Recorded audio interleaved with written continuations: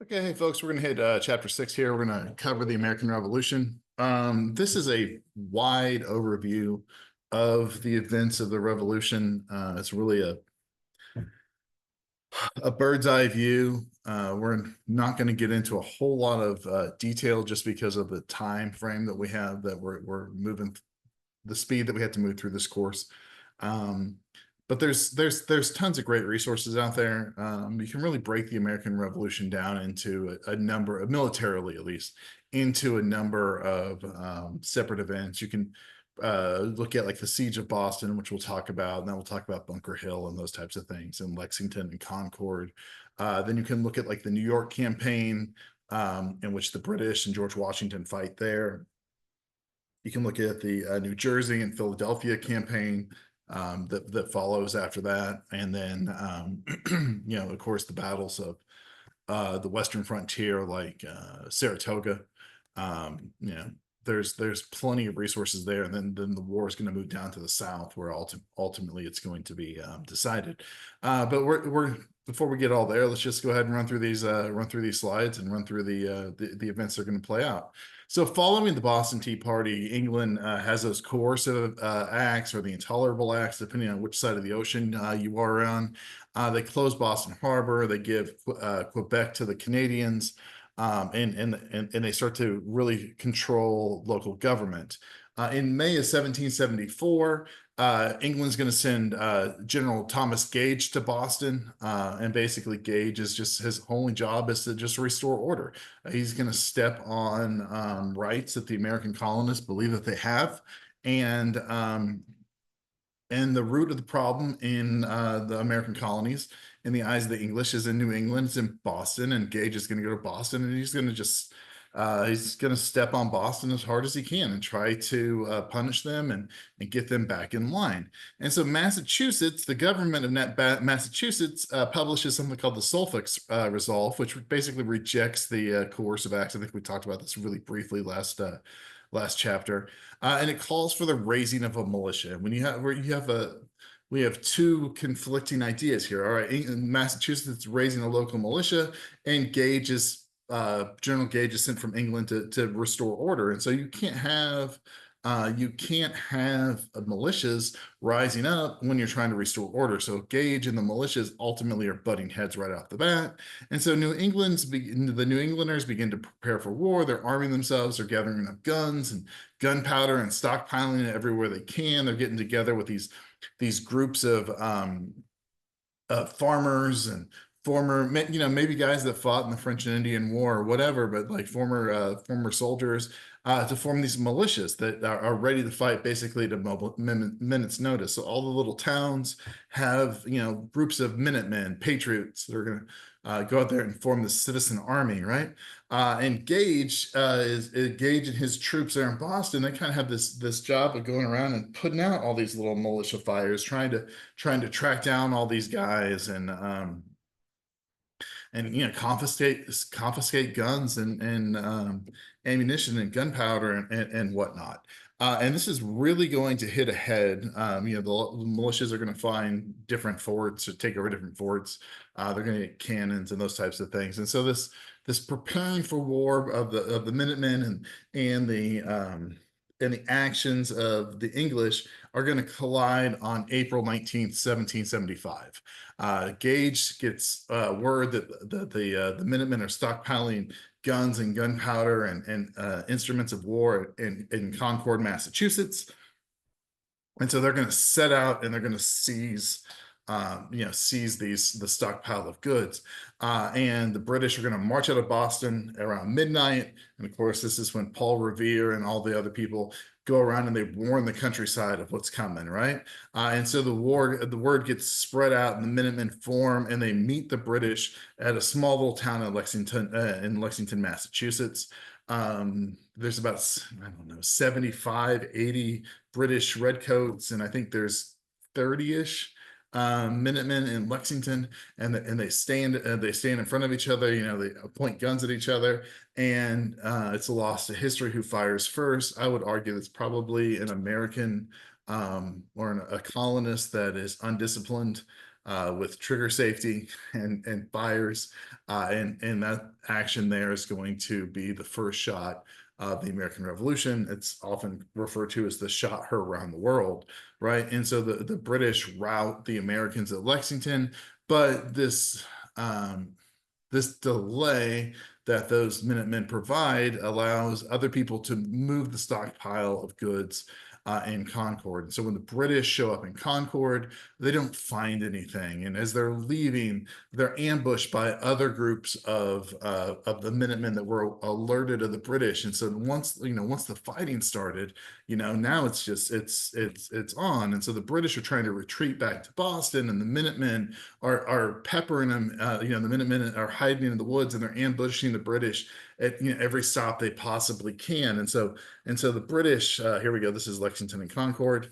The British, lose about 73 men. And I might have told you, I think I told you wrong. I told you 80 to begin with. There's probably, I think they lose about a third of their troops. So there's about 200-ish, right? And the Americans lose 50 in the battle. There's a great YouTube link there if you can track that down. It's really just the story of us. It was a History Channel documentary that was put together. It's very pro-American, but hey, if we're telling the story of our independence, we can have the bias on our side. And so after Lexington and Concord, New England begins to really kind of prepare for war, right? Like they're not going to allow the British to force their will on Massachusetts anymore. And so the British retreat back to Boston. They're held up there, and thousands of militiamen and Minutemen surround Boston. And we have a period from May of 1775 that's referred to as or April of 1775 into March of 1776. It's the Siege of Boston, right? The Minutemen have contained the British inside Boston, and the two armies kind of just stand and stare at each other. There's going to be a major conflict at Bunker Hill that's going to take place. During this time frame in May of 1775, Ethan Allen and Benedict Arnold are going to show up at Fort Ticonderoga in New York in the middle of the night and surprise the British commander there, basically tell him that he's surrounded and that he needs to surrender. And the guy does, and just hands over 70 some cannons. The ruse of the idea, though, was that the British had the Americans well outnumbered, and the Americans wouldn't have been able to take Ticonderoga. So here's the siege of Boston. Boston right here. This is Boston Harbor, and the Americans had kept the British bottled up in Boston. And there's Ticonderoga, right? In June of 1775, General Gage launches an attack on Breed's Hill and Bunker's Hill, trying to break through the rebels' line. And they charge 3 times, and they're ultimately turned back 2. And the Americans run out of ammunition, and so they have to retreat. So the British technically are kind of victorious, but they're not able to actually break through the lines. And 200 British soldiers are killed, which instead the 1700s, that's a huge body count, especially in North America. And so although it's fought to a draw, the Americans are going to look at this as a huge win. It's a huge moral victory, I suppose, right? And King George is going to declare the colonies again are an open rebellion against the British, which is interesting, because the king can't declare war on the colonies, because if he does, then he would recognize them as an independent entity. Just like when we get to the Civil War, Lincoln never declares war on the South. He declares the South in states of rebellion. All right, and so here is Bunker Hill. And you can see, the carnage there, right? And so we have that. All right. So with the British still locked up into Boston, Washington sends one of his trusted generals to Fort Ticonderoga to bring the cannons back to Boston. And they do this in the winter when it's when the roads are frozen, covered in snow, so they can use sleds. And they do that. They reestablish. They establish artillery on high points around Boston. And the British wake up one morning and realize that, hey, now all of a sudden we have 70 cannons pointed at us, and we need to decide. And so Washington and Gage basically send messengers back and forth. And Washington agrees not to fire on the British ships in the harbor while they're leaving, in exchange for Gage not burning Boston after they leave. And so the British leave Boston in March of 1776. And the Americans see this as a huge victory. In May later that year, North Carolina begins to rebel against the British, much like New England and Massachusetts. And they passed the Mecklenburg Resolves, which basically states the colonists don't owe allegiance to England. In Virginia, the royal governors of the colonies, which are loyalists or at least agents of the king, start to they make a huge political mistake, basically, is what they do. The royal governor of the colony issues a proclamation promising freedom for any slave or indentured servant of rebels who remain of rebels, indentured servants of people that are going to fight this revolution or rebel against the king. But if the indentured servant or the slave remains loyal to the king, then they'll win their freedom. And this is called the Dunmore Proclamation. And so the rich landowners of Virginia, see this as England trying to take away their property or trying to take away their slaves. And again, you get into this idea of John Locke: the function of government is to protect your life, liberty, and property. The people in Virginia are going to view slaves as property, not as people. And so they see England trying to take away their property, and that causes them to want to revolt. They also see England trying to free slaves and create, I'm not going to say that England's trying to create racial equality during this time frame, but they're going to at least rebalance the racial scales, and that is very concerning to a lot of the gentry in Virginia during this time frame. And so all of a sudden you go from Massachusetts being kind of isolated by itself up in the northeast corner of the country against England to down in Virginia, which is where all the movers and the shakers and the money is. All of a sudden, hey, they're coming for your slaves, or they're coming for your property, and we start to solidify this connection between these 13 American colonies, seeing themselves as maybe a little bit more than just British subjects at this point, right? Here we go. This is Give Me Liberty or Give Me Death. This is a little picture or painting or whatever of the Virginia House of Commons or House of Lords or whoever the Virginia government, not necessarily in reaction to the Dunmore Proclamation. I just pulled it up, but I think it's kind of it's not that far of a jump to see a bunch of white guys angry that the government's going to try to free a bunch of black guys. All right. So by 1776, many colonists had begun to, colonists had begun to decide, hey, we've been dealing with this for a decade. It's probably time to split from England, right? We've been having problems. So we're getting treated differently. And so how do we start to spread this idea, not just from the elites, but also to, the common people in Boston? And we've had, common people, the Sons of Liberty and the Daughters of Liberty. How do we get from the radicalization of the few to the many? And so one of the things that we're going to do, and I'll move my picture here, is Thomas Paine is going to write a pamphlet, and pamphlets are really popular during this time frame. They're basically small little magazines or just readers that are easily reproduced. And he writes a pamphlet called Common Sense. And Thomas Paine was born in England. He comes to America. He's one of the great voices of the American Revolution. And then after the revolution is over, he kind of fades into obscurity. But anyways, Paine writes in an easily accessible language for the colonists. He argues that the King George is a royal brute, and that Americans have no real loyalty to England, and England doesn't have a right to rule America. This idea of republicanism is the best form of government in which we elect officials to act on our behalf, and that monarchy is, a thing of the past.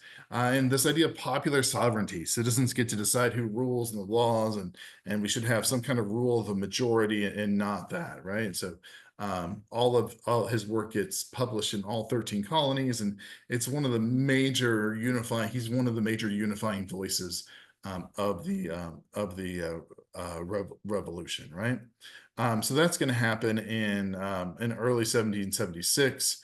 And then, of course, in the summer of 1776, the Second Continental Congress is going to reconvene in Philadelphia. This is after the defeat of the British in Boston, the Siege of Boston. It's right around the time that the English are going to show back up in New York and win military victories there. But anyways, we have the Declaration of Independence. And we're going to write the declaration that's going to officially cut ties with England, right? The declaration is written into three parts. It's the preamble, it's a list of grievances, and then it lays the foundation for the American government. And here's a famous picture of Jefferson, presenting his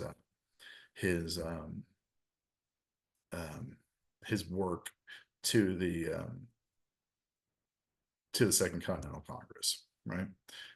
Jefferson's given credit for writing much of the final draft of the Declaration of Independence. Did Jefferson write it all himself? No, he didn't. Is there feedback? Is there committee work? Yes. But a lot of what Jefferson is going to do is he's going to take a lot of his arguments from John Locke and even Thomas Locke or Thomas Hobbes. But he's going to take a lot of those arguments and ideas of government, specifically from Locke, which we talked a little bit about Locke during the English Civil War. But we have that. So Locke's basic idea is that people are basically moral and reasonable, right? Like that if you give people power, they're going to make the right decisions. And so Locke believes that people have natural rights that are given to them at birth by God that can't be taken away, right?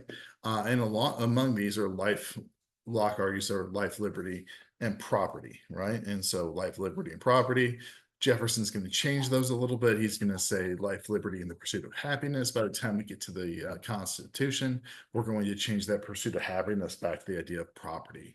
But Locke is also going to argue that government should be limited and government should be accepted by the people. There should be limits on what the government can and cannot do. Can the government collect taxes? Okay, well, what can they collect taxes on? There should be things that the government shouldn't do, and the government should be accepted by the people. Does that mean that all the people all the time are going to be in favor of the government? No. But the government at least should be accepted in some way, shape, or form by the people. So some sort of representative government is what Locke argues for. You don't have to be, you can open that. Okay. And so Locke says that in exchange for this, for the power that the people give up to the government, then the government has the obligation to the people. And the main obligation is to protect their people's natural rights, specifically their right to life, liberty, and property. And that if the government fails to meet these obligations, then the people have a right to rebellion. They have a right to revolution, and they should change the government. If their government no longer protects their life, liberty, or property, then they need to make changes, right? And so Jefferson's going to argue that, hey, we've tried hard enough to bring about change through petition of government, and it's not working. And so now at this point, we need to take up arms against England. The Declaration of Independence is written, it's signed, and then copies are sent to Spain and France in hopes of gaining support from those two nations in the fight against England. Now, why would Spain and France support the American colonists against England? Basically because the Spanish and the French are competitors to the British, and anytime they can knock down the British a peg, that's going to be in their interest, right? Of course, the Declaration of Independence is going to show contrast and the fact that it states that all men are created equal, but only 20% of the nation's population at that point was enslaved. Women and Native Americans aren't represented in the document whatsoever. But ultimately, what the Declaration shows is it sets a goal for our nation that we should strive to work towards, that I believe that ultimately we still are working towards, to ensure that all people are equal in the eyes of the government. Okay, back to the bloody war that we're going to be fighting.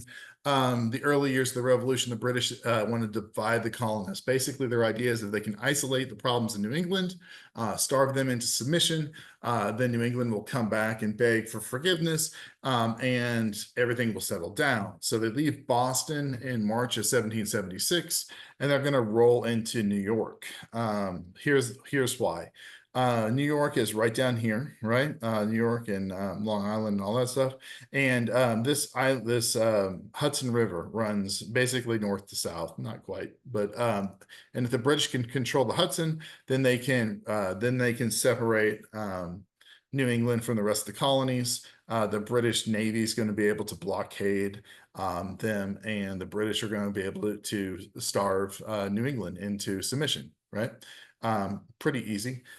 So the English move to try to cut off the Hudson River and isolate New England. They take 32,000 troops. They land on Staten Island, and Washington had left Boston with his Continental Army that was formed during the siege of Boston. He hustles down to New York and basically suffers a string of defeats, against the British. There's defeats on Long Island, there's defeats at Kip's Landing, there's defeats really a number of different places. After the first contact at Long Island, the British defeat the Americans so readily that they actually they host like a peace conference. They're like, hey, do you guys just want to just call it off? And John Adams and Franklin and John Rutledge, who's a really interesting dude in the American history that kind of gets overlooked, said, look, we can call it off right now if you just recognize independence for the colonies. And so, that meeting didn't last very long. By October of 1776, the British have taken New York. What is most probably impressive about Washington and his army in New York isn't the fact that they fight to a draw at Harlem Heights, and they actually you could say that Harlem Heights is a victory.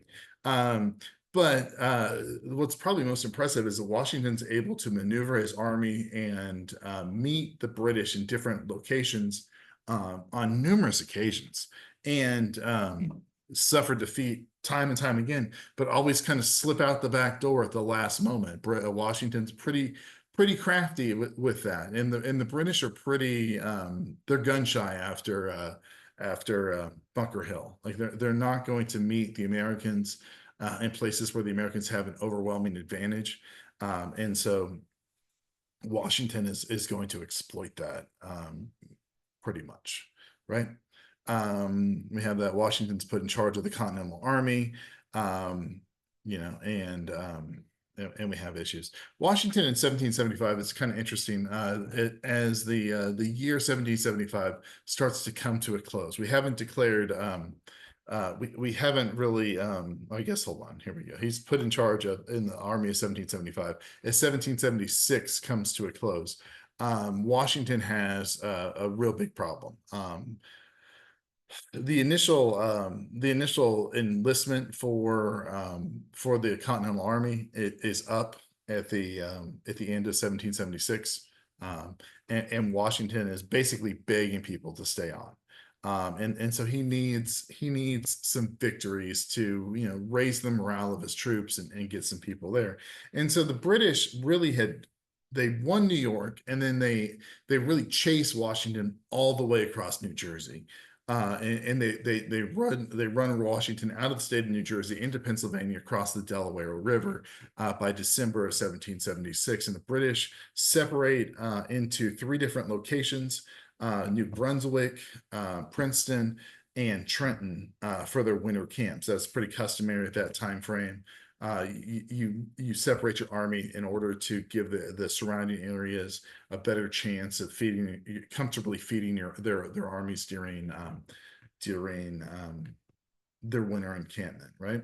And so Washington is on the Pennsylvania side of the Delaware River, and he realizes that he needs a huge victory to kind of, you know, fire up the troops. And so he creates this daring attack that's going to cross the Delaware River on Christmas night, 1776.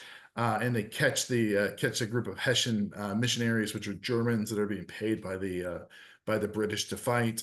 Kind of catches them unaware, and at least in a state of disarray. They didn't expect the Americans to show up, and they do, and the Americans win a major victory in Trenton. They capture about 800 troops.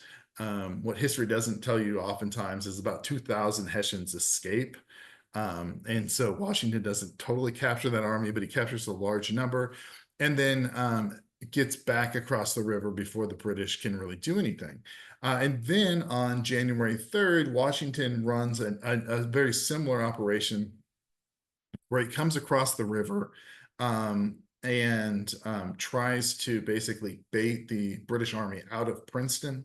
So when he does that, he kind of has a running for the Princeton sits. Just think of Princeton sitting north of Trenton, and so Washington is getting the armies from Trenton to come after him, right? And so he knows that they're marching southward towards Trenton. Washington sets up a small force to kind of engage the British and then encourage them to chase after him. And then outside of Trenton, he lays a trap in which the Americans are victorious. When they do that, Washington is able to then skirt around the British and attack Princeton by itself. And so on January 3rd, Washington wins an outright victory in Princeton, and really has an opportunity marching his troops northward to go and attack the British supplies in New Brunswick. And he probably had, if he would have been victorious in that operation, he probably could have brought him into the war right then and there. But discretion is probably the better point of valor. Washington's army had fought January 1st, 2nd, and 3rd, really. So like you're looking at 72 hours with Washington's troops basically getting no rest, no food. And he didn't feel like they were up for an additional march into New Brunswick and a fight. And so Washington takes his troops and retires for the winter of 1777. Right, there's Washington crossing the Delaware. In the summer of 1777, the British turn their attention from New York and push towards Philadelphia, and they capture Philadelphia. We fight the Battle of Brandywine. There's a series of fighting in Philadelphia. Washington is unsuccessful in preventing the British from taking the nation's capital. The Continental Congress is going to flee. There's the Battle of Brandywine, some patriotic paintings for us. And in the winter of 1777, Washington is going to camp outside of Philadelphia in a place called Valley Forge. Again, one of the problems with Washington's army is there's really not a lot of money in the colonies to pay them.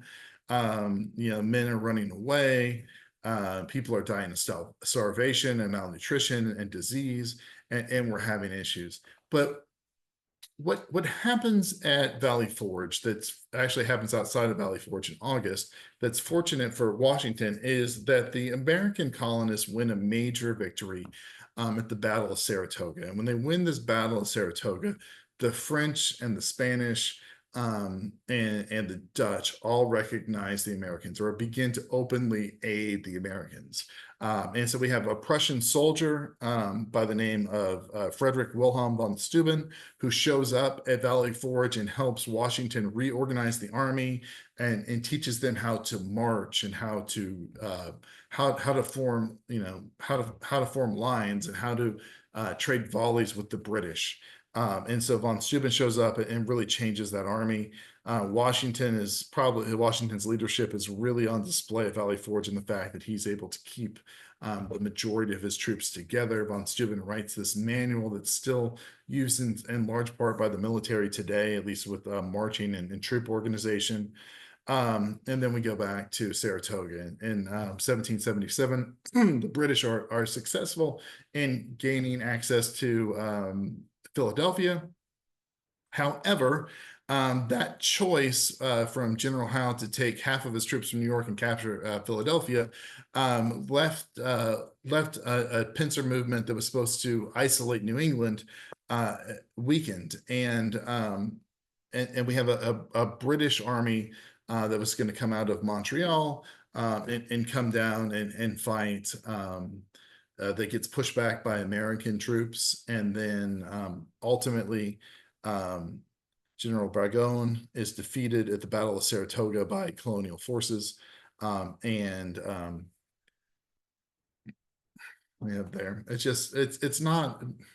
The Battle of Saratoga is probably the most important battle in the Revolution, next to Yorktown, because it does allow for recognition of the French for American independence. So that opens up the ability of the French to give the Americans money, arms, but more importantly, the French Navy begins to come and help the Americans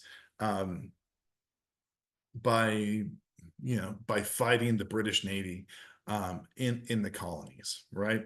Which is huge, and the ability to get gunpowder is huge. The French also send Marquis de Lafayette, and he becomes one of Washington's most valuable confidants and aide-de-camps during the war. All right.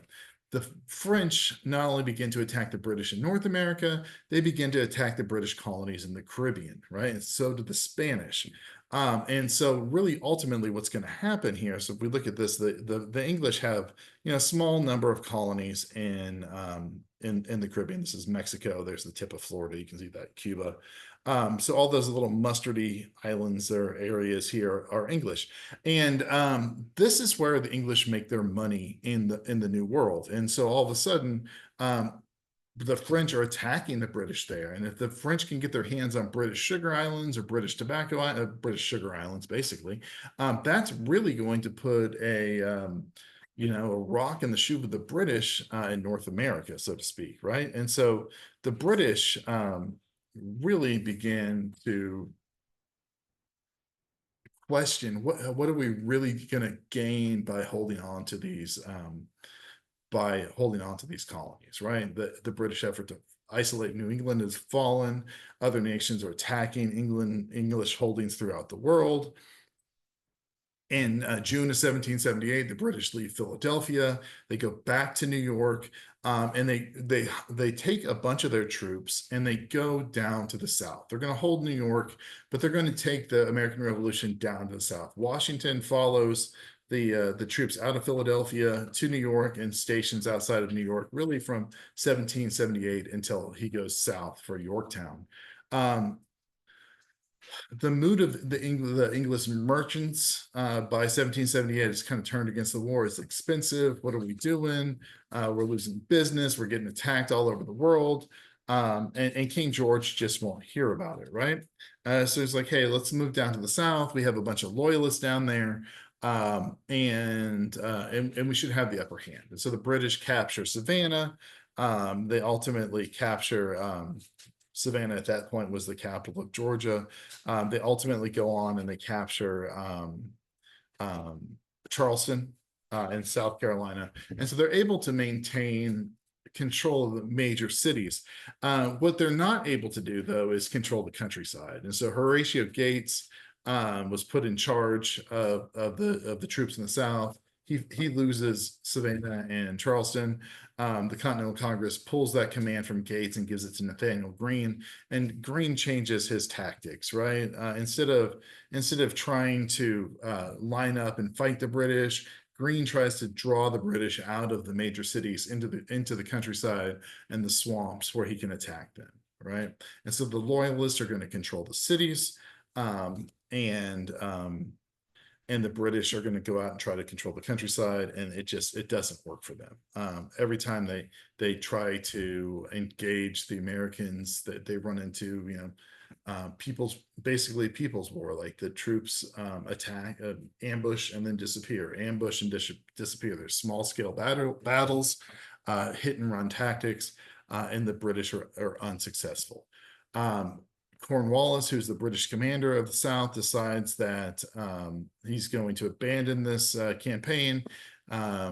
He chases Greene up into North Carolina, and ultimately Cornwallis decides that he's going to move into Virginia, hopefully be reunited with the British Army and return to he's going to be reunited in New York, using the British Navy, right?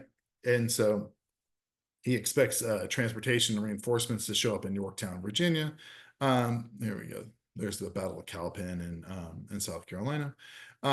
Unfortunately for Cornwallis, and fortunately for the Americans, Yorktown sits on a peninsula by the Charleston in the Charleston Bay, and the French Navy defeats the British on their way to pick up Cornwallis in Yorktown. And when Washington hears of this, that Cornwallis is basically trapped on a peninsula in Virginia, he rushes down to Virginia to cut off the British, right? And so the French Navy sails into the Chesapeake Bay to prevent the British Navy from coming in and picking anybody up. And we have the British trapped in Yorktown. We can see Cornwallis here. This is Washington's lines around there. Excuse me. And the French are controlling the seas. Okay, October 1781, the Battle of Yorktown begins. Cornwallis tries for about 10 days to break through the American lines. He's unable to, and ultimately he surrenders to Washington. When Cornwallis surrenders to Washington, that means there's no large-scale fighting forces left in the colonies, and it's basically the end of the war. I guess 8 days is there. There's Washington accepting the surrender of Cornwallis. Parliament of Britain votes to end the war and all military operations, and Washington resigns his command in the army. This is important in the fact that Washington is obviously going to be the most popular military leader, the most powerful man in the country, and instead of taking his army and using that to become a dictator or a military leader, Washington is going to resign and dissolve the military. In April of 1782, Ben Franklin, Adams, and John Jay go over to Paris, and they sign the Treaty of Paris with the British. England recognizes the independence of the United States. America gives fishing rights, gains some fishing rights off the coast of Newfoundland, and the individual states are asked to return properties that were seized from loyalists. And it's great.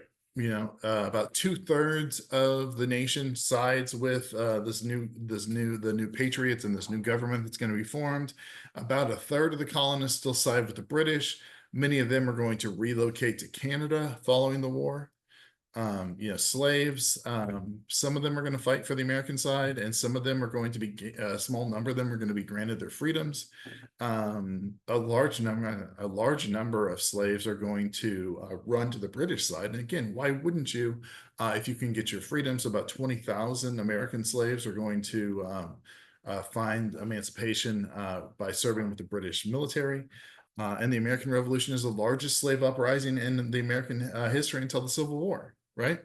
Slaves that belong to Washington, Jefferson, Patrick Henry are all going to join the British when they get the opportunity, right? Native American tribes that sided with the British in hopes that they would keep their lands are disappointed with this. And the Americans really have no... I guess the new American government that's going to be formed is going to pay no attention to the Native American land rights or any of the past treaties that the British had signed with the Native Americans. Yeah. patriots are going to be, merchants and farmers and craftsmen and sailors, and they're going to, they're going to find out we're going to find out how difficult it is to actually run a country, especially with a country that has such a, problem with money. Like we don't have a lot of gold and we don't have a lot of silver. We use paper money in the colonies, and they're basically worthless following the war. Women who had seen their importance rise during the rebellion and revolution, are going to go back to that role of secondary citizens. America is now free, and they're going to face new challenges of forming a new nation, which we're going to talk about. And so that's where we are with chapter 6. I hope you learned a little bit about the War of Independence, and we will see you in chapter 7 later.